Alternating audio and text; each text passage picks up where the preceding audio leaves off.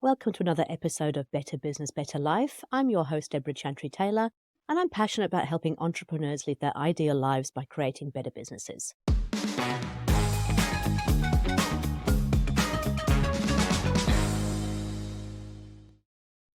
I'm a certified EOS implementer, an FBA-accredited family business advisor, and a business owner myself with several business interests. I work with established business owners and their leadership teams to help them live their ideal entrepreneurial life using EOS, the Entrepreneurial Operating System. And my guests that come onto the show are generally experts in EOS, or they're using EOS in their business and they've used that to turn around their business.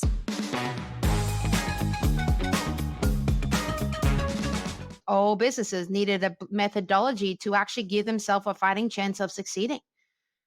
It seemed ludicrous to me once I knew about the operating system that any business should expect to succeed without this fabric. And I realized that 80% of businesses do fail in the first 10 years. And this is probably why. So I became an implementer. And then after a number of years doing that and coaching implementers and really immersing myself in that journey of helping business owners and their leadership teams master the simple tools and disciplines that help them get to the next level and the next and the next.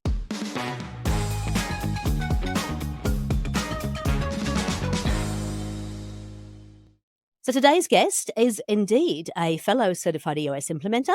She is also a certified exit planner and value advisor, and she has founded a really successful business that has a life coaching system to look after your entire life, if you like, both business and personal. Renee Russo is the CEO of Rise Up Business Coaching, and today she's going to talk to you about how to live your life by your design. And what I mean by that is creating awareness that as the business owner, what you truly desire should be what's driving the business. And so how do you find out what truly is driving you? Welcome to the show, Renee. Really looking forward to chatting about this. Thank you so much, Deborah. It's exciting to be here. Yeah, I always love talking to you. So you've been on the show before, so listeners may have heard from you. But if they haven't, why don't you just give a little bit of a background about who Renee is and what drives you? Thank you. It's interesting when you talk about yourself and your story, as that story is informed by new data and your awareness, I find that it changes over time. And so more recently, I found myself explaining who I am and where I've come from by starting with saying that I'm an accidental entrepreneur. I started my career in an accounting firm, quite obsessed with this system of double entry accounting. And I wasn't so much passionate about the numbers, but the system, the balance, the order, and the flow of data through that system. And although the accounting piece and that path was short lived, I discovered my passion for business and my real desire to help businesses succeed. And I then turned my attention to people and thought that I would solve the problems of business with great talent. And time again, I would pour great talent into these businesses that would then continue to struggle. And it wasn't until I married an entrepreneur myself and moved to Canada in the midst of his startup period that I realized how much of a grind this running a business really was, how difficult it was. And over the following 10 years, through a lot of family trauma, medical trauma, and a whole bunch of other things that were thrown into that in our life, we really struggled to scale the business, to grow it. I got to a point where I was frankly tired around how much the business owned us. And I was convinced that there had to be a better way. Surely people did not start businesses to live a living hell. And my brother fortunately gave me a copy of Traction, which I then used to self implement poorly in the business, but it still helped. And then I realized that all businesses should have a blueprint. All businesses needed a methodology to actually give themselves a fighting chance of succeeding. It seemed ludicrous to me once I knew about the operating system that any business should expect to succeed without this fabric. And I realized that 80% of businesses do fail in the first 10 years. And this is probably why.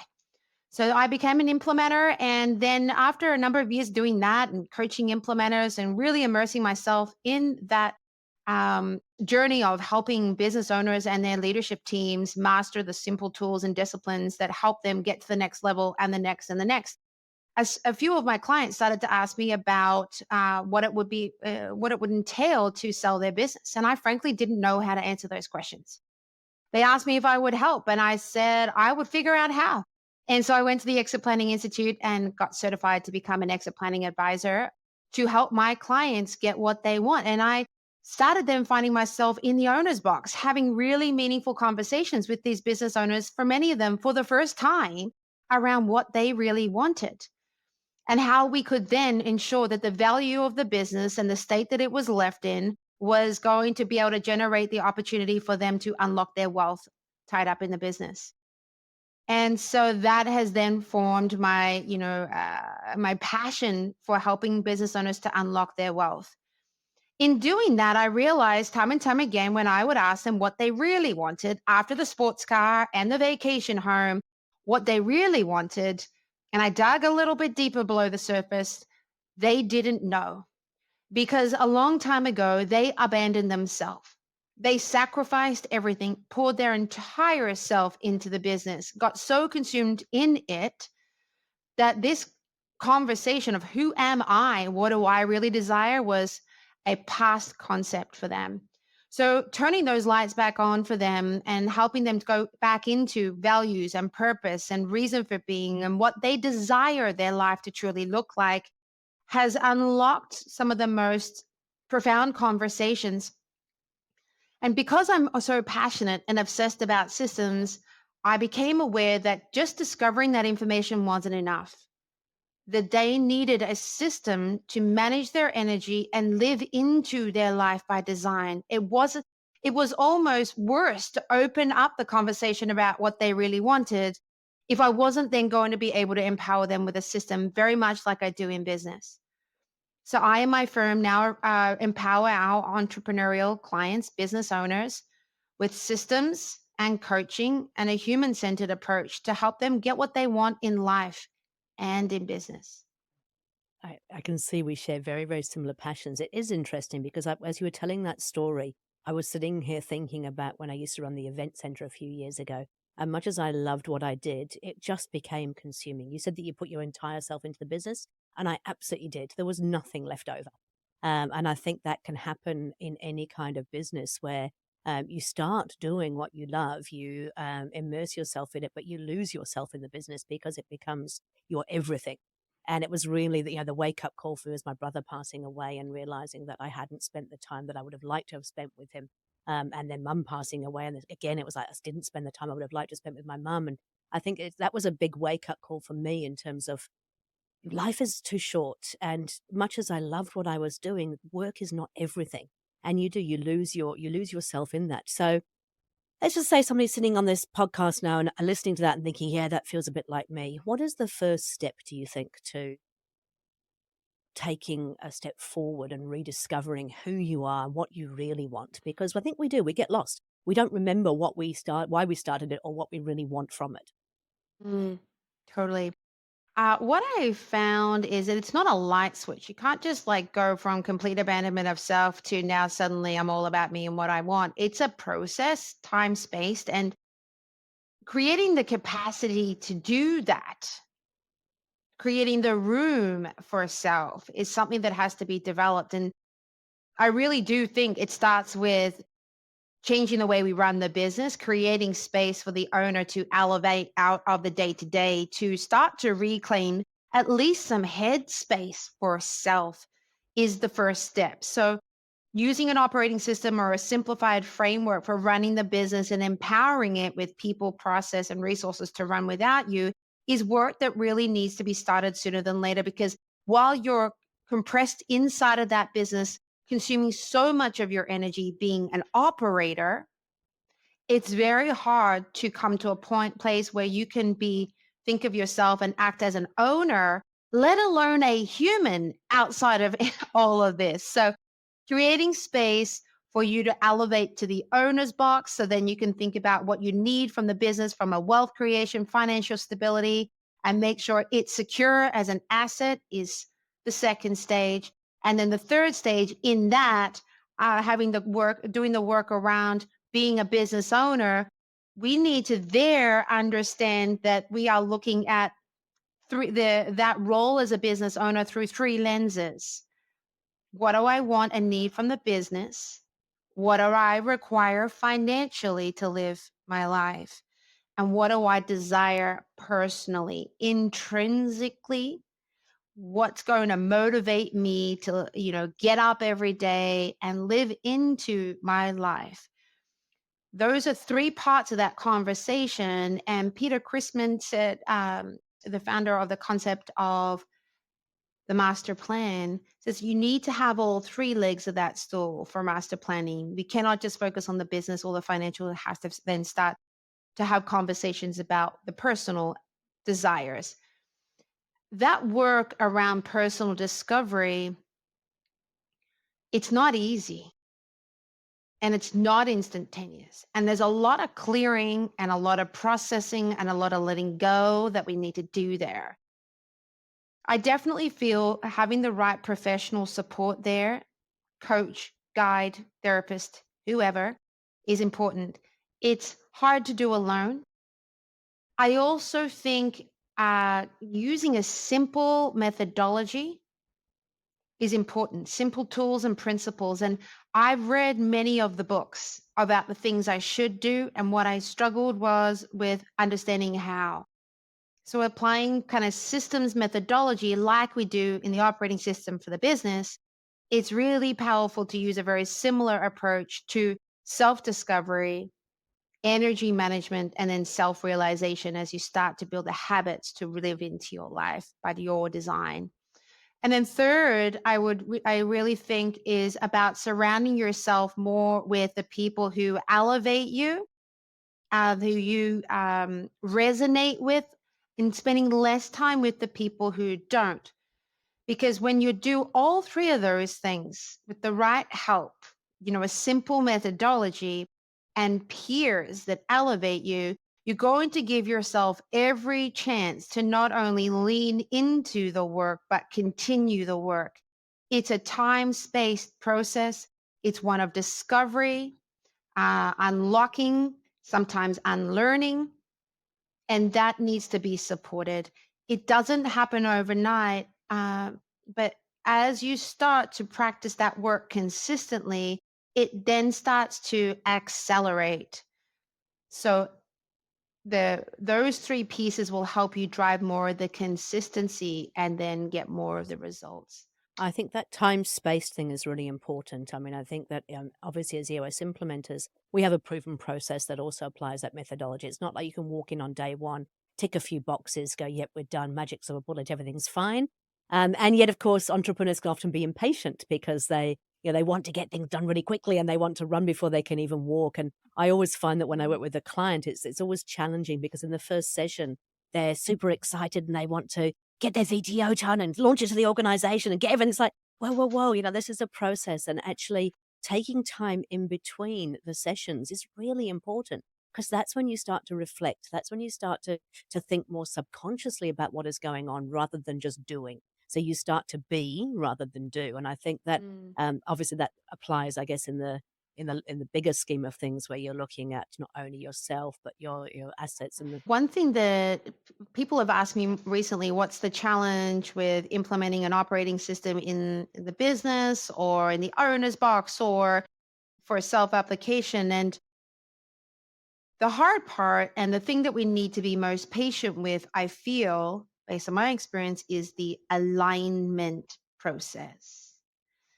And in a team, we're kind of in the business, we're aligning human intention and actions and so forth. And, in the exit planning, we're aligning business and personal and financial, but with self, we are often living in a very dysregulated, disconnected way for a very, very long time. And we've normalized that.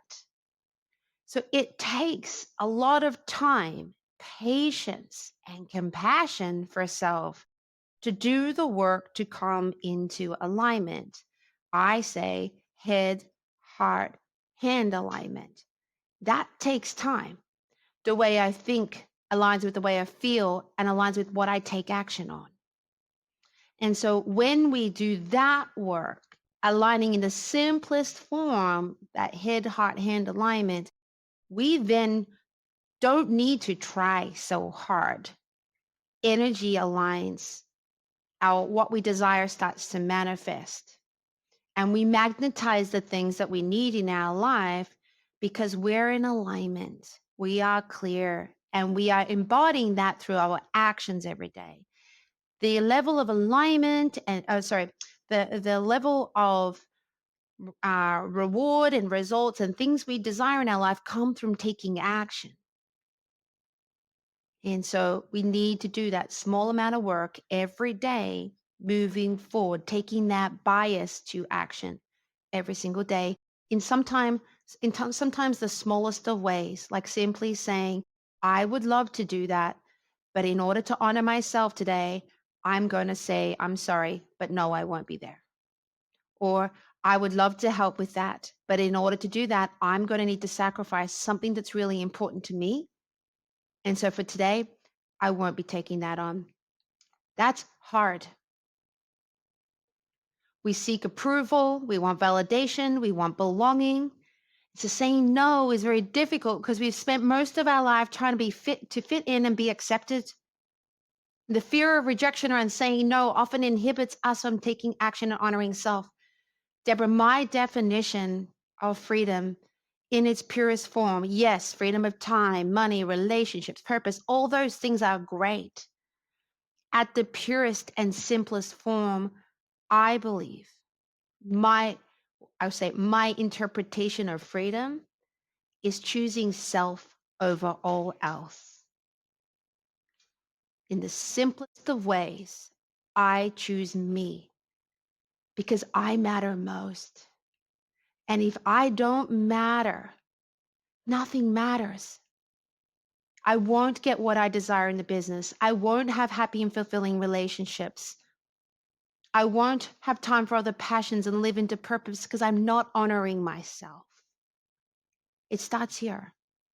And I think that sometimes people see that as being selfish, but it is the oxygen mask concept, isn't it? Is actually, if your cup isn't full, you can't help others. If you haven't got the oxygen mask on, you cannot help others. And so it's not a selfish thing, is it? It's actually about getting very clear about how you can help.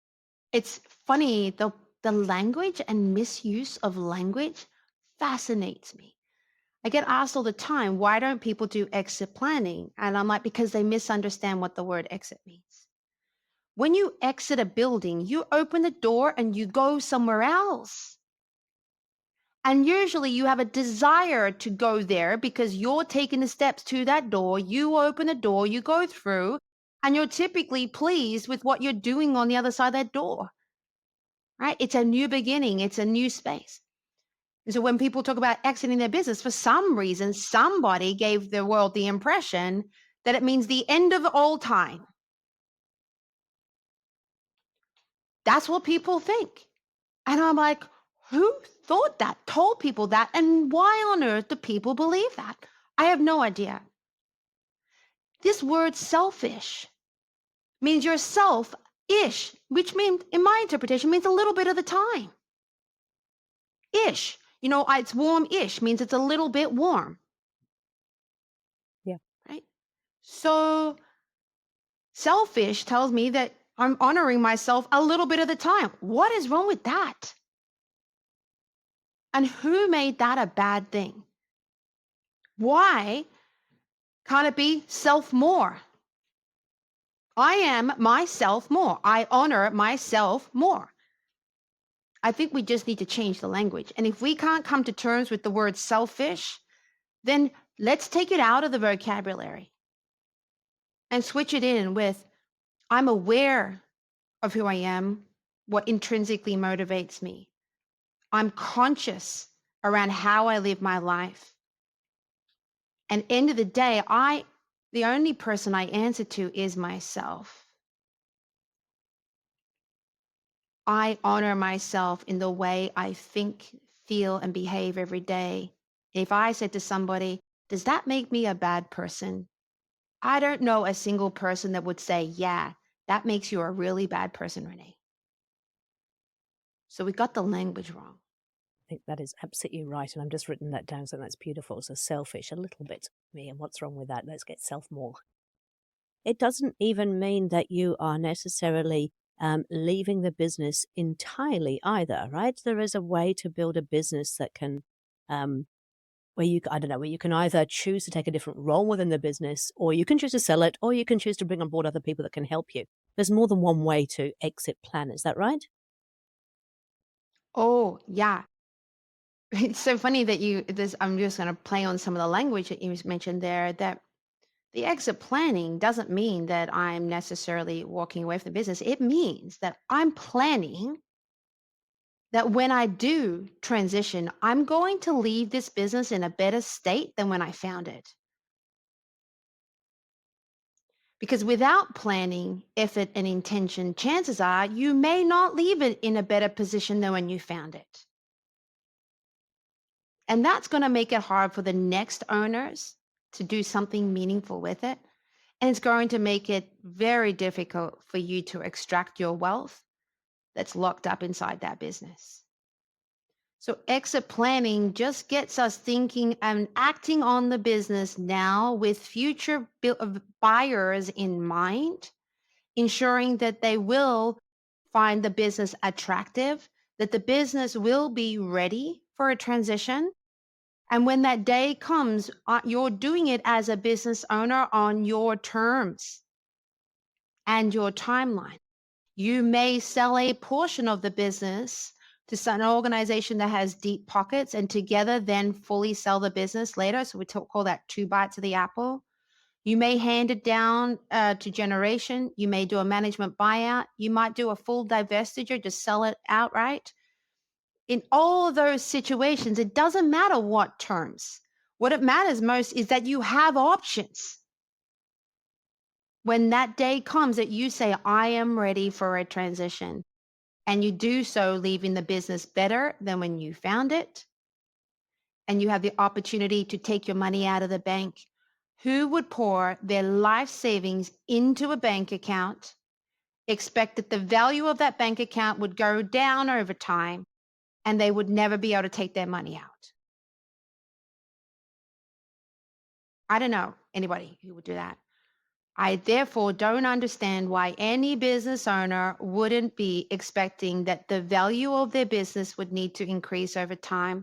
And at some point, they're going to go to the ATM of their business and pull their money out and hand that business over to the next caretakers. Nice analogy. Love it. Okay, I'm going to go back a little bit in time, if I may, because this show is all about how we can build that better life through creating a better business. And you are an EOS implementer as well as an exit strategist. And you said that your brother gave you the book Traction, and that kind of opened your eyes to the thing. You tried to self-implement. Can you just share with us a little bit about? You said that I think I can't remember the exact words that you used, but I think you said poorly. You self-implemented poorly, and I guess I'd just like to understand how was self-implementation for you, and why do you think of it as poorly self-implemented?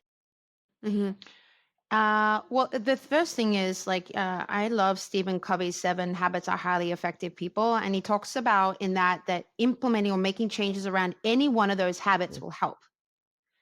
But when you embrace all 7 in an integrated way, you get exponential results. And so when we self implemented, I didn't understand the art and science of the tools because I wasn't working with a specialist.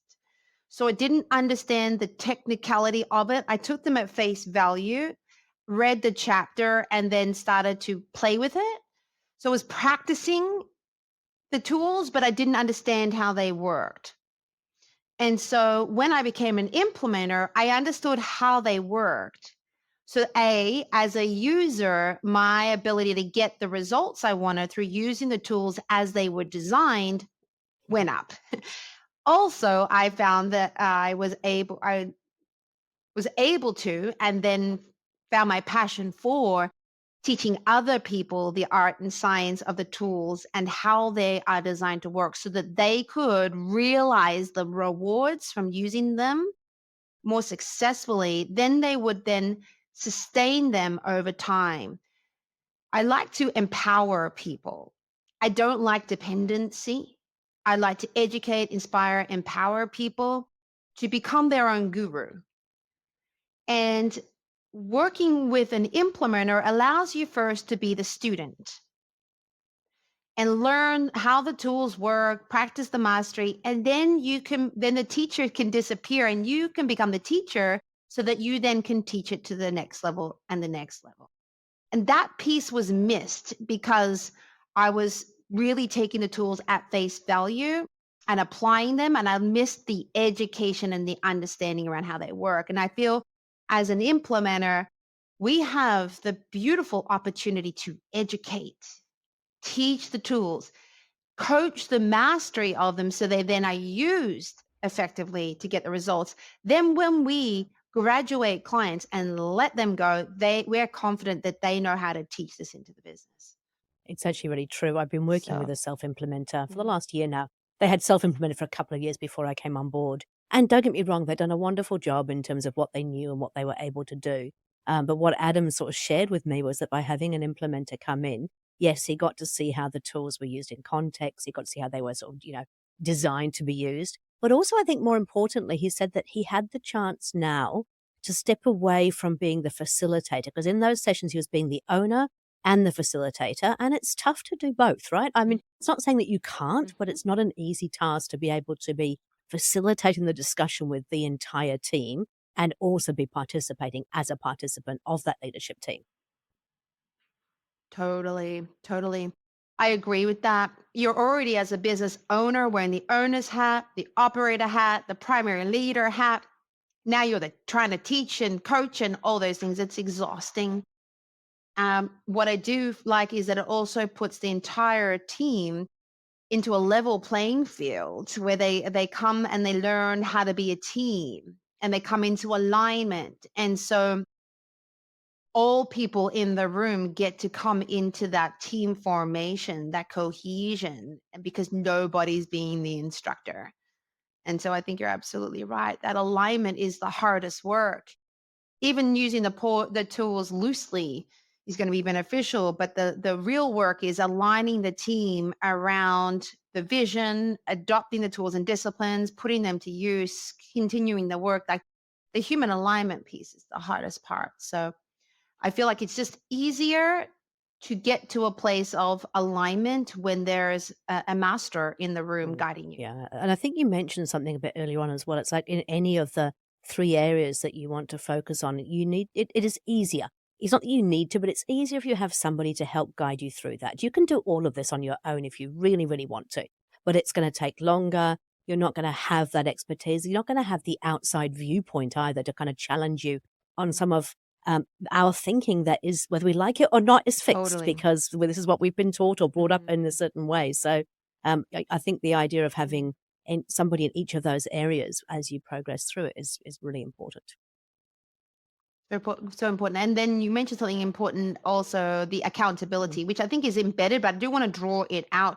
I've paid personal trainers, breath coaches, like people who are telling me to do things I already know how to do. And I thought to myself, why do I keep paying all these people and coaches? And it's because the accountability mechanism. They keep me on a cadence and they hold me accountable to a higher state version of myself. They hold me to a higher standard. My clients joke that they're afraid of me and that, oh goodness, we can't do that. Don't tell Renee, and so on and so forth.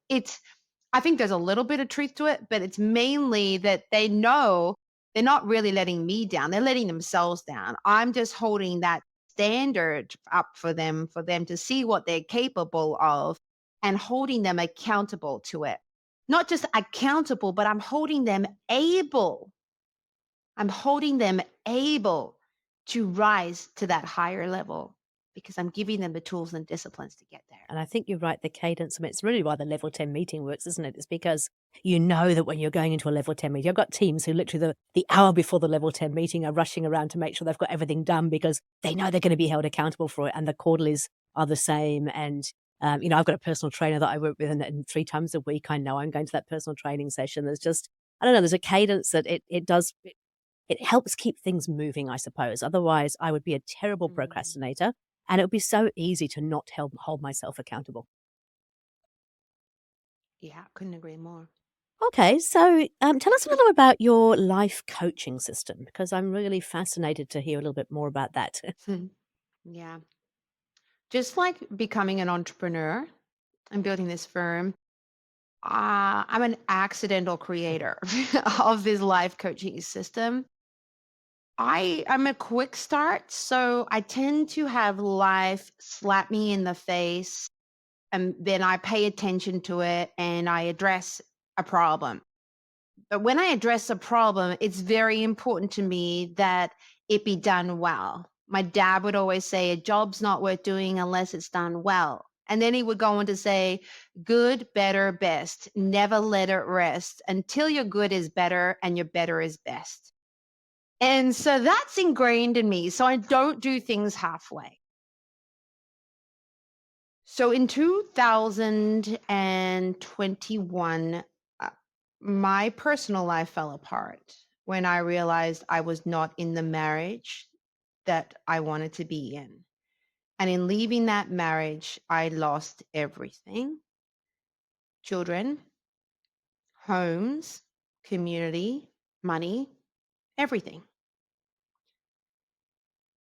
That hit me really hard, and I fell really, really hard. The lowest I've ever been in my life. Not my first crash, but definitely the lowest. At that point, I had a business. And the only reason I could leave my marriage was because I was financially stable enough to afford to leave. I was an immigrant in a foreign country. And the only way I could afford to get out was because I had my business. So I had to keep this business up. And one of my three children was still willing to see me. So I had to keep standing up and facing life, though every day I didn't want to. And it took so much energy, up to 3 hours in the morning, to actually get up. I was abusing my body. I wasn't taking care of myself. And at that rock bottom, I had the fortunate life interruption of saving the life of another human being. And this street person who the paramedics revived sat up with their help. And on the front of his shirt, it said, "It's not whether you get knocked down, it's whether you get back up, Vince Lombardi." And I had the gift of this turnaround moment to wake up and stop myself sabotaging. Take responsibility for the fact that I got myself into this situation. And the only person who was going to get me out was me. I read many, many self-help books, podcasts, and everybody kept telling me the things I should do to make my life better, manage my energy better, change my habits, all these things, but it was too much. I was running on fumes. I needed to find a faster way to get myself together. And I was running the operating system in business. And so I wondered if I could pull some rules and tools and habits together from the books I read and distill this down to a practical methodology that I could use and try on myself to turn my life around. A friend said to me, "Renee, what do you want to be on the other side of this? Who are you going to become?" And I realized I didn't know. I also realized that I could not afford to make the same mistakes that I had made in the past. And I was aware that I had a very small amount of energy that I needed to magnify to get the strength to climb up that mountain and rise through this catastrophe. And so I started to practice the basics of energy management, mindset parameters, just 5, basic habits, just 5. And I pulled together different tools from different systems to create a suite of just 5 tools that I could use on a daily, weekly, quarterly, and annual cadence to get myself in a rhythm and give myself a holistic methodology so that I could manage my energy, learn how to be myself, deal with my old patterns, and create my life by my design. I didn't know until this point, when I had no life in my mind, that actually everybody can do that. I just happened to have flatlined my life and I needed to create my design. But I realize now that anybody can create change in their life so long as they're willing to take responsibility for the fact that they're the main character in all the problems. That change will not happen externally. The world won't change for you, but you can. And it starts with the way you think, then the way you behave, which then impacts the results you get. And that part really needs to be systemized so it can be sustained, so that you can build a practice of being yourself, manage your energy, and live your life by your design.